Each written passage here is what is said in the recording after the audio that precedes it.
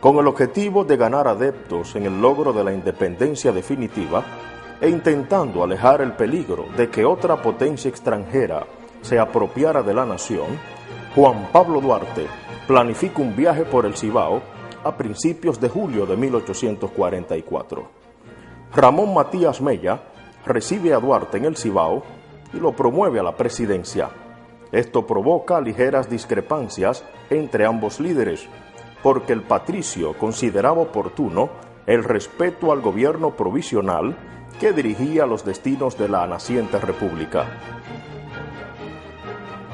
Pese a que en todo el Cibao Duarte fue aclamado como presidente, su proselitismo se limitó a concienciar a los dominicanos sobre cualquier peligro extranjero.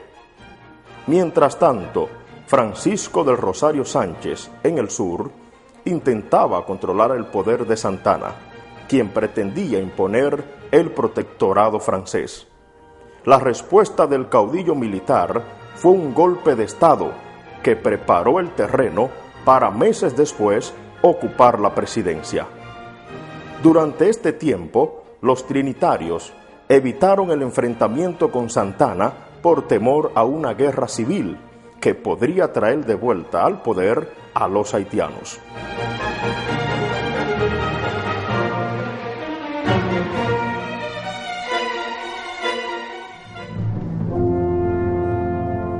Para Santana, los trinitarios significaban una gran amenaza, la cual enfrentó por medio de la represión y el destierro. Pocos meses después, en la Asamblea Constituyente, reunida en San Cristóbal, Santana fue elegido presidente por los delegados. Este se niega a recibir la investidura, argumentando que para gobernar era necesario introducir el artículo 210, el cual le daba potestades especiales en tiempos de guerra. Después de varios días de discusiones y bajo la amenaza militar del propio Santana, los asambleístas accedieron a la presión del caudillo. No pasó mucho tiempo sin que Santana dejara claro que los logros consignados en la Constitución eran ilusiones.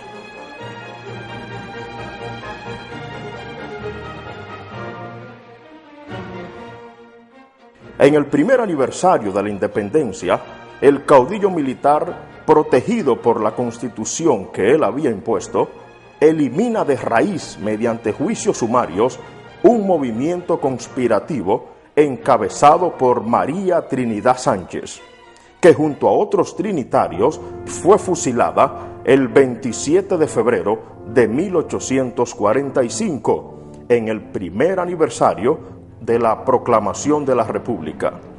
En medio de esta época de terror, el dictador no da tregua a sus enemigos y decide borrar todo vestigio de sus adversarios, expulsando del país a la familia Duarte, quienes se embarcan en el mes de marzo hacia Caracas, donde se reúnen con el líder trinitario para vivir un largo y desgraciado exilio.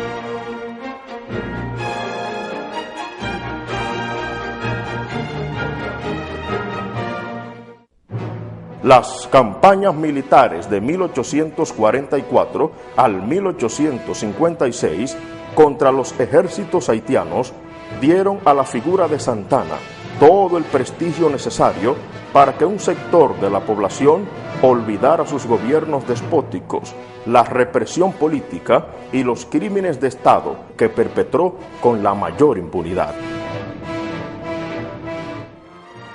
Durante los mandatos de Pedro Santana, Manuel Jiménez y Buenaventura Báez, se conmemora el Día de la Independencia resaltando la derrota militar en contra de Haití, borrando de las páginas de la historia a la generación de jóvenes trinitarios que habían ofrendado sus vidas para conseguir una nación libre y soberana. Durante todos estos años, los discursos oficiales se empeñan en omitir el ejemplo y los ideales de los febreristas, intentando que los dominicanos olvidaran los lemas de la independencia absoluta. El 18 de marzo de 1861, los conservadores amparados por el gobierno dictatorial de Santana y librados de la amenaza haitiana, emprenden sin obstáculos el camino de ofrecer a España la soberanía nacional.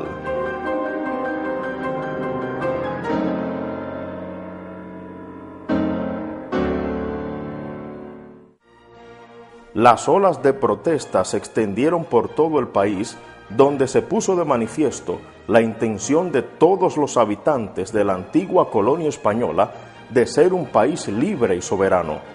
Para esto, los patriotas se dispusieron a empuñar las armas y recuperar el honor patrio.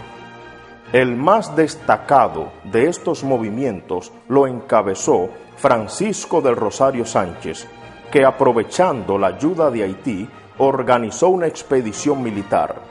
En el paraje de El Cercado se libró un combate entre los revolucionarios y los anexionistas. Sánchez fue hecho prisionero y fusilado días después, convirtiéndose en un símbolo de la resistencia contra el atropello a la soberanía cometido por Santana y su camarilla. La decisión del pueblo dominicano de luchar nuevamente por la independencia se puso de manifiesto el 16 de agosto de 1863, con el Grito de Capotillo, hito en la historia dominicana que da inicio a la Guerra Restauradora. Esta tradición de entrega a la causa de la nación evidenció principalmente que el legado de los trinitarios no había caído en el vacío. Su ejemplo y su prédica resurgían en la conciencia de los dominicanos en momentos cruciales para la supervivencia de la patria.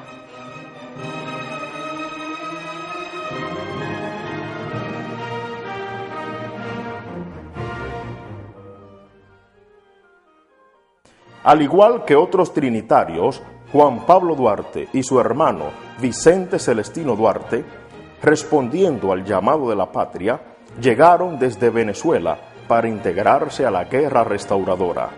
Juan Pablo Duarte, por cuestiones de salud y razones políticas, no pudo llegar hasta el campo de batalla, pero su hermano, que sí combatió, cayó en la lucha sin saberse nunca de su paradero.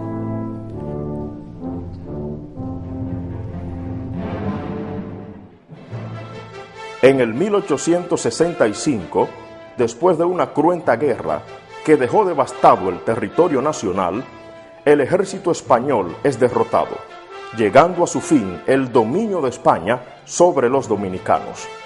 Entonces el nacionalismo resurgió con fuerzas, evitando que el nombre de la República se viera nuevamente en peligro.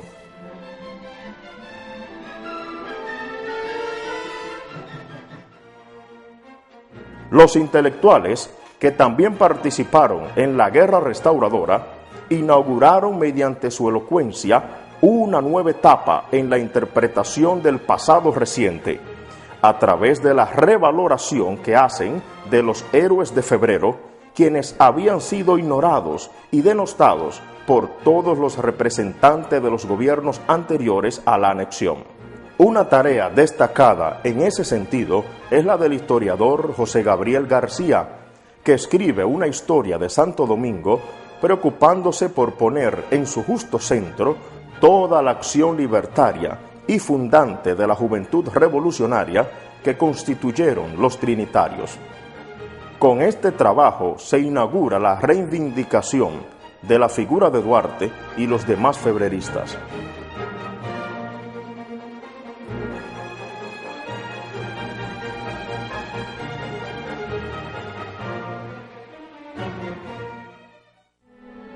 Después de la muerte del patricio en 1876, el gobierno de Francisco Espaillat hace diferentes diligencias para trasladar los restos de Duarte desde Venezuela, esfuerzo que solo puede concretarse 8 años después, en 1884.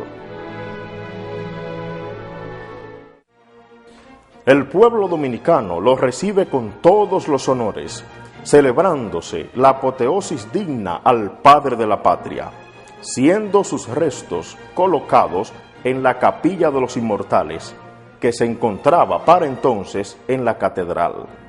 Entre las personalidades que pronunciaron los discursos honrando a Duarte se encontraban Federico Enríquez y Carvajal y el arzobispo Carlos Noel. Para la consagración definitiva del apostolado de Juan Pablo Duarte, se diligenció durante décadas una estatua en su honor, que debido a los avatares políticos no fue posible erigirse hasta el año 1930, al final del período presidencial de Horacio Vázquez. Ya para los años de 1880, las casas y las sociedades culturales se convirtieron en los portadores de los ideales duartianos y trinitarios. Libros, periódicos y revistas fomentaron para siempre el recuerdo de los días gloriosos del 27 de febrero y el 16 de agosto.